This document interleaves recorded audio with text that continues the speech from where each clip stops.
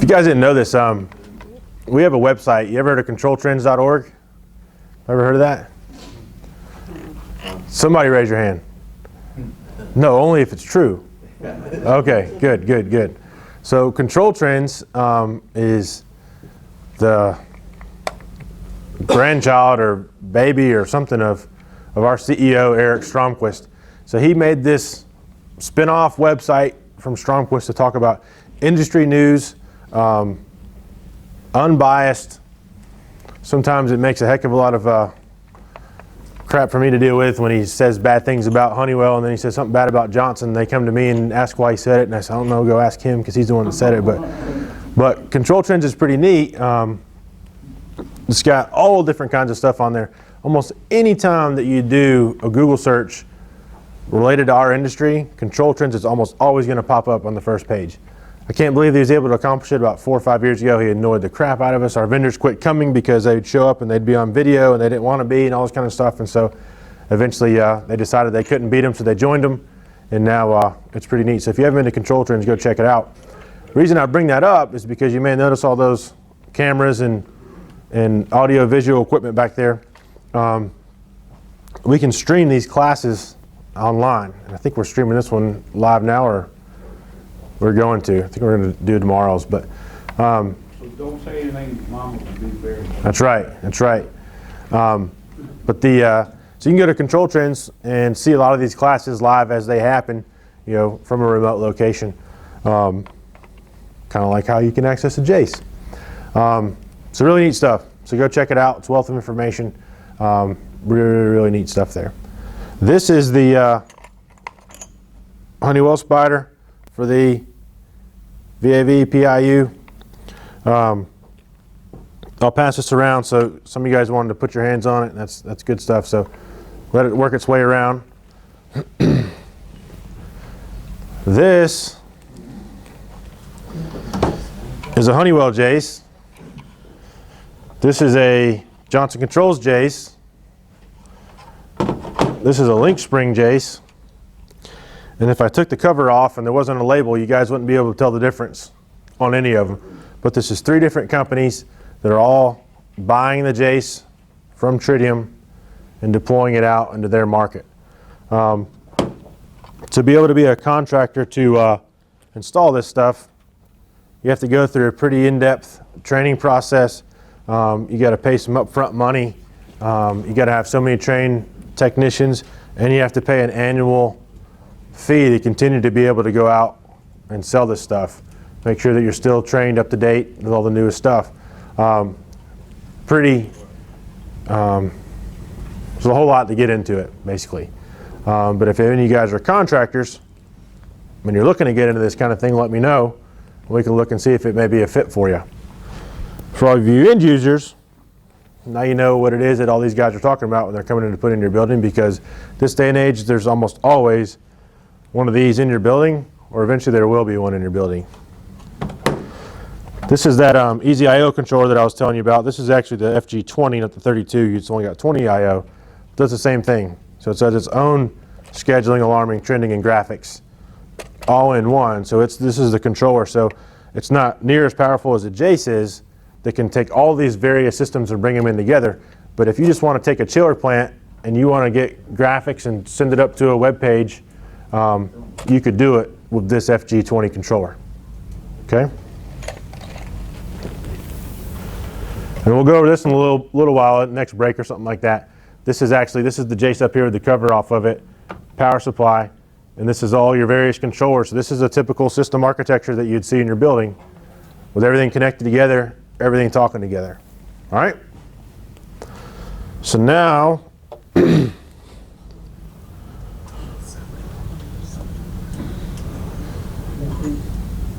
any Georgia fans in here? Georgia Bulldogs? I think they're reinstating Gurley. I just got a text message. That's real important. So. Okay.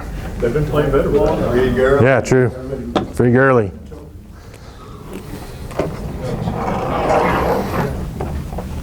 Y'all don't have to pay extra for that tidbit.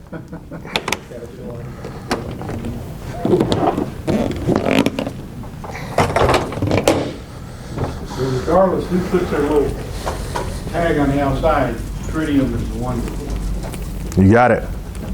in the guts. You got it.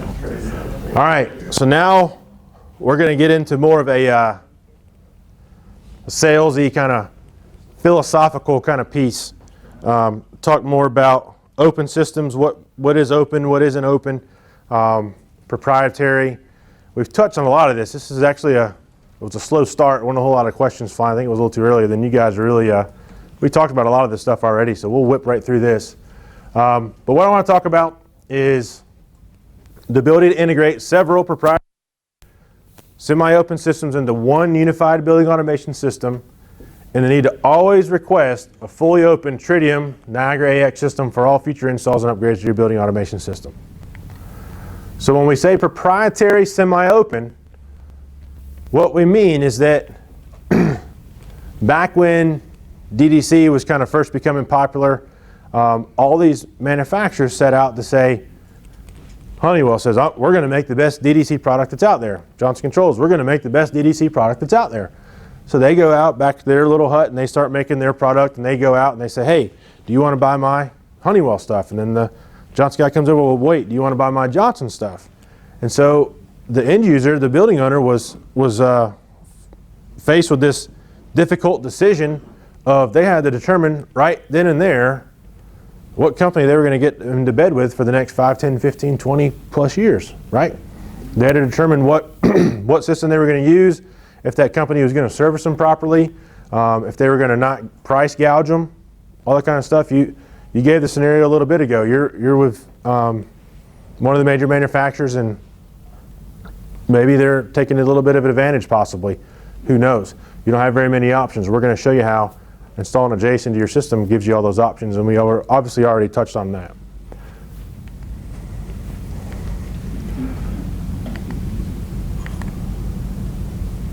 So that's bad, by the way. Right? So the building owner is locked into the branch, locked into their price increases, locked into whether or not they have good tech support or not, with 0 to limited options to go in there and take this stuff out and put something that they feel like works better for them in place of it, right? They're basically in that blue scenario up there on the board. We haven't got to that red part yet. All right? When we talk about unified building automation system, what we're talking about is taking all of the various things within your building and bringing them all together. It doesn't stop with just HVAC. All we've talked about today is bringing all of your various HVAC together. Then we can have a whole separate conversation for all this stuff, because just like HVAC has several different languages that they talk, security does as well, right? So there's unified ways to take all your various security stuff together. The Bank of America guys over here, we're talking to them now about bringing all their stuff together into one unified system. We're going to take it and eventually bring all their lighting controls in together. So essentially everything talks together, and you can go in, and I'm going to show you a video that's really neat where the person takes their security badge, they walk up, they scan the front door and says, I'm here. That could, if they want, clock her into the system so she gets paid right from the second that she badges in. So it's tied into your time and attendance. Then it says, well, she's on the 52nd floor, and let's go ahead and put her space at set point because she's here. So overrides her schedule. So if her schedule is 8 to 5, because that's when the building's occupied, she gets in at 7 o'clock for a early meeting or whatever. She badges in, boom, it starts cooling her space off for her, says that she's there. Now, it could also say that there's somebody in the building, go ahead and start turning on lights. We could go as drastic as having motion sensors in the building illuminating her path. And when she gets up, she's the only floor in the whole place that's got lights on when she gets there. All because she swiped that badge in, and because the security and the HVAC were all pulled into one. And then the energy side was monitoring all of that together and spitting out a report to the CFO whenever he wants it, saying, here's what your building is doing. Or it's spitting it out to the energy dashboard sitting in the lobby of the building saying, here's what your tenants are spending in energy how can we improve, or how can we congratulate ourselves, right?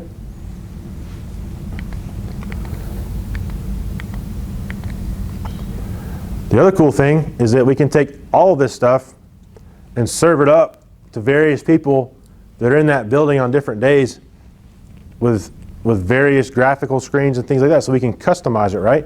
So you maintenance guys, you may not necessarily care about how much the power bill is. You don't need it. Maybe you care about it, but you don't need it to do your job, right? But the CFO doesn't need to know if RTU 1 is down. They don't really care. That's not their job, right? Your job isn't to manage the P&L. Their job's not to make sure that all the controllers are working. So everybody can have their own login in their own customized system when they go in to look and see the stuff that they want and pull the reports out that they need. That's the ability. That is the beauty of a fully integrated building. All right. So now let's talk about fully open Tritium Niagara AX and what that means. My system's open. You hear this all the time. And that's my question back to you. How open is your system? If we were standing in front of that door on the left there's something behind it preventing me from opening it any farther. You couldn't argue with me that the door's not open because it's open. But if I can't walk through it, it can't function as a door. So how open is it really? What we want is that one on the right side where it's wide open, we can walk through it and go and do whatever we need to do. So there's a little analogy about why some people say they're open, which they are, kind of, and others are fully open, all right? We're not talking about open protocols as being an open system in this case. BACnet, LAN, open protocols, that's where the confusion comes in. Someone says, well, you have BACnet in our building. Well, if you're that Johnson Controls branch, I think somebody talked about, I think it was you, that said Johnson Controls is not using BACnet. Well, they're not technically open because their front end is an NAE, and the only people that can work on that NAE is Johnson Controls. So they're technically on an open system, all right? When we say open, this is what we're talking about. So instead of having the building owner with access to one manufacturer only, you've got access to a plethora of contractors within your area. They're usually called AX contractors because right now we're using Niagara AX as our software program in the JACE. So if you sign up with contractor A and you tell them from the very beginning that they need to install a fully open Tritium Niagara AX system into their building, they go and they do that, and you decide that contractor A for whatever reason isn't working for you anymore, then you can call up contractor B, and they don't have to come out and change one thing in your building. They don't have to come out and swap out any controllers. They don't have to come out and change the front end. You've already done that once, or you started that way from the beginning. Now they can come out and pick up right where the other guy left off, minus any contractual obligations that they may have signed up with you, but they can basically come in and do that, okay? That's the beauty of this system, and that's why you always want fully open, because if I told you guys right now, or your wives or whoever does the grocery shopping, that you could only go to Kroger from this point on, you could probably deal with it, but eventually it's somewhere, shape, or form, it's going to aggravate you if you just want to go to Publix or one of the other stores and pick something up. But if you had to sign up right now with whoever you're going to do all your grocery shopping with for the rest of your life, that'd get old, right? No one wants that. So that's why we have the ability to offer you a fully open Tritium Niagara AX system. So I've purposely said Tritium and Niagara AX at the same time. Does anybody know the difference?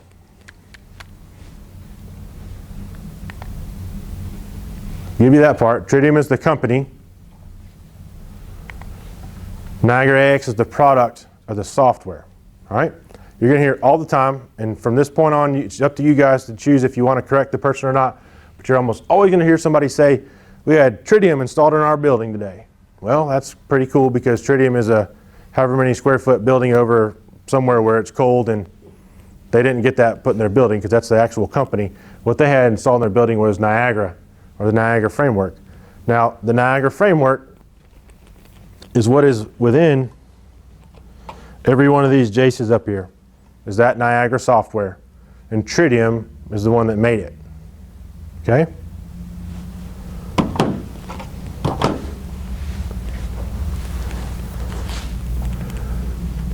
So this is not even close to half of them.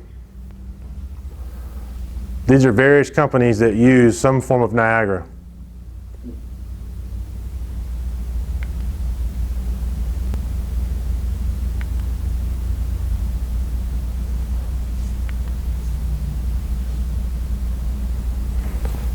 And whether we like it or not, that's the reality. Everybody is jumping on the Tritium Niagara bandwagon. Everybody wants that fully open system. Everybody wants the ability to go and take all these proprietary systems and pull them into their Jason and open up their building, okay? This is a system architecture that's what we've been drawing this morning is just the HVAC side, pulling different controllers into a Jace. This is what it looks like when you do a unified system all the way across your entire building. You're taking your security and video and pulling them into their own Jace, your HVAC into its own Jace. You're taking your energy and your VFDs and everything else and pulling them into their own Jace. And then you're taking all that and then tying it into one big supervisor that what we're going to call is just the master Jace. It's not, it's actually a computer. But you pull all that in, you convert your Jaces to IP protocol and bring it into the computer. All right, so now all those Jaces are talking together, and that's what allows the person to badge in at the front door and do all the other stuff that I talked about a little bit ago. Okay? I'm going to cut this off about halfway through because some of you that were here at 7 a.m. saw this about 15 times already.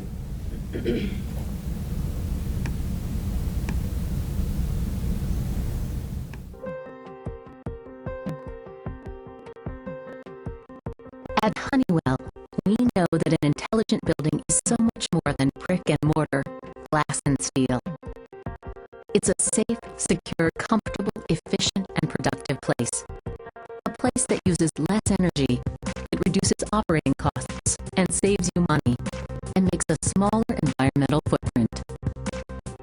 Best of all, an intelligent building creates a positive experience for everyone who steps inside your building.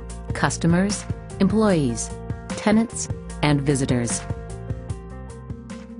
For example, sensors know that a car has arrived in the parking lot before normal business hours and turn on exterior lights to enhance safety, security, and peace of mind for an early arriving manager.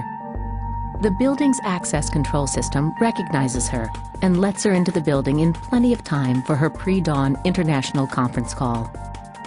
The security system is integrated with the lighting system, which turns on hallway and ambient workspace lights along her path. It even turns on task lighting in her cubicle. She never has to touch a switch. And the HVAC system also knows she's arrived from the swipe of her badge, so it automatically adjusts the airflow and temperature in her area based on preferences she has selected. If she wants to change the temperature, that's easy. Thanks to improvements in user interface technology, she can use the nearest wall module, her computer, or even her smartphone. Smart building systems make sure that the meeting room is set to the right comfort settings for the number of people that show up for a scheduled meeting, and that lights come on when they arrive. Natural lighting, fresh outdoor System a little bit better and that kind of stuff, and it kind of goes into a Honeywell sales pitch, which isn't all that bad, but if you want to see the rest of it, just go to vimeo.com and just search for Smarter Buildings Now or Honeywell video, and you can watch the rest of it. They're online and whatever else. So, but being fully integrated, you know, and having everything under one roof and everything talk to each other, you know, prevents. I don't know how many times I've been into a building where, you know, they say, well, here's my system. We've got 10 floors in our building, and this is the system for the lobby in the first 3 floors, and this is the system for floor 5, 7, and 9, and here's the system for the other 3 floors. And so they first have to go, okay, we've got this problem. I think you guys had that for a while, right? You had 2 different systems, right? So you had to go, all right, well, we got a problem. Which floor is it? Okay, well, then it's that system. So then they'd go and log into that system and look at what they needed to look at. But then if another complaint came in, it may be the other system. They had to hop back and forth. Now these guys are under one unified system because they went through and did that. So essentially, what they had before was they had a system for their into and a system for the backnet. And that's why I asked for that clarification earlier, because you see that quite often where you have a lot of different systems in a building with all different front ends. Question on the into access. Yeah. When you go to a backnet system with an open protocol and you install the JACEs and if the individual controllers on the into itself, as far as the DX9100, the VAV110s, such as that, and being able to actually go in and change the parameters and the programming. If you don't have the administrative rights or access to that, what do you have to do to get that? One of two ways. One way is above board and legal, and you can do it, and then there's another way that you can do it, which some people seem to figure that out. So if you know a buddy that works for Johnson that can let you in there and give you their tool and stuff like that, don't tell me about it. I don't really care actually, but you know, you can go do it that way. But if you're being above board and everything else, if it's on that N2 trunk and you don't have the tool, the software programming tool capable of reprogramming those N2 controllers, then you basically do what we outline there is as they go bad or as you get to a point where you have to change something in there, then you would put a new controller in place. Now, normally you don't have to do that because all you're doing is freeing up the front end to allow it to talk to other systems in that building. But that N2 controller, for the most part, you want it to control that VAV box the way that it always has before. Not very often do you need to go back in there and make a change on that particular thing. Now, if they exposed various points, which they always do, to the front end, you may still be able to pick those points up from your JACE and configure them and change them from your JACE. So almost every time that we do this, the only time that we replace those controllers to begin with is if they're broken already. We go ahead and run that shadow trunk of BACnet down the side of it, pull in all those other controllers that are broken, and then everything works seamless. And then from that point on, as they break, you replace them. But you still have to have the config tool and you have to have the GX9100 config. If you need to make changes to it, you have to have it. If you don't need to make changes to it, then you can pull it right into that JACE, and all those points that were exposed already, you can have access to all those points from the JACE. Does that make sense, or yeah? Okay. We have, Johnson, for example, sells their stuff through, through independent channels that are Tritium running. So you can, we've got Johnson contractors that come out and help you, and they have the tools to program the existing DX9100 or whatever, but then they provide you with an open system JACE where you could, have multiple contractors to choose from instead of just the brand. So Honeywell started that business model here. Yeah. And it seems like some other people picking that. Yeah, Johnson. So Johnson sells through two channels. They sell through their branch where they're doing the work, and then they have Niagara contractors that sell their product. Install it. But then you're not tied to the branch. Right. So that, I knew it. It's a good model. We saw when I was shocked when I was like, well, that's the end of my slide, and I couldn't remember what I forgot. There's another cool little thing to all this. Tritium is owned by Honeywell. In 2005, Honeywell went in and they said, well, we're a proprietary system for the most part. Tritium, you're developing this product that's going to be able to talk to all these different protocols and be able to pull all this stuff in and do all the things we've been talking about this morning. And we think we want to buy you. Basically, Tritium, I think, was kind of to the point where they had all this technology and didn't really have the resources or the money to go and start pushing it out and developing it even more. Honeywell came in and said, here's a bag of money. We're going to acquire you and go on. Now, if you think about it, at first glance, you go, well, that was kind of stupid of Honeywell to buy Tritium and then let their competitor, Johnson Controls, and let their competitor, LinkSpring, still offer that same product and compete with them. So why do they do that? Why would they buy a company and then allow that information to be competed against with them? Why would they do that? They're making money for the other companies anyway. Right? That's one way, one reason. It opens up the market where they can integrate their systems in with the other ones. It's part of it. Think about it. And remember that slide where we talked about the building owner with the padlock to the manufacturer branch? Well, if Honeywell kept all this Niagara stuff to themselves, wouldn't they just be that same scenario right there? Where the power of Tritium Niagara is the fact that it opens it up to that slide where you saw all the contractors around. So the whole thing about Niagara that makes it good is that everybody can use it. And so it would have just been another proprietary system that Honeywell had if they wouldn't have continued to let everybody else purchase it from them. That's right. They get more money from everybody else that buys it and competes with them. Honeywell is the only one that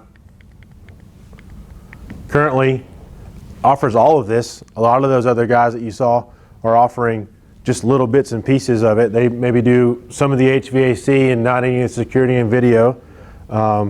They may do, some of them are, just a graphics package. So Niagara has their own graphics, but then you can go and get a company to come in and do like video game looking graphics for you. It's good stuff. What would you really call field integration? What is that? Field integration? Yeah. So it's all like your lighting, plant controllers, it's just all the field equipment that you have out there. It is a slightly confusing slide because you could pull a lot of this stuff into various things. I mean, you could put your energy and field integration under your HVAC bucket if you really wanted to. I mean, you could make an argument for that's where it should go.